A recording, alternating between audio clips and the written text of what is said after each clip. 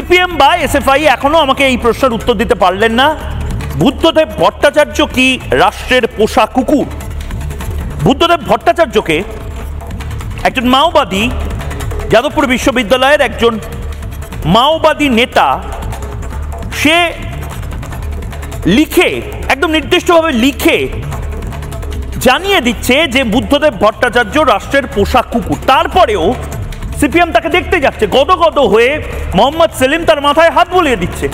মানে যে বুদ্ধদেব ভট্টাচার্য আজীবন লড়ে গেলেন মাওবাদের বিরুদ্ধে, মাওবাদীদের বিরুদ্ধে, যে বুদ্ধদেব ভট্টাচার্য মোল্লাতন্ত্র এবং খারিজি মাদ্রাসার বিরুদ্ধে লড়ে গেলেন, আজ তার দল, যে দলের মাথায় এখন মোহাম্মদ সেলিম, সে এখন মোল্লাতন্ত্র এবং মাওবাদকে আঁকড়ে ধরছে।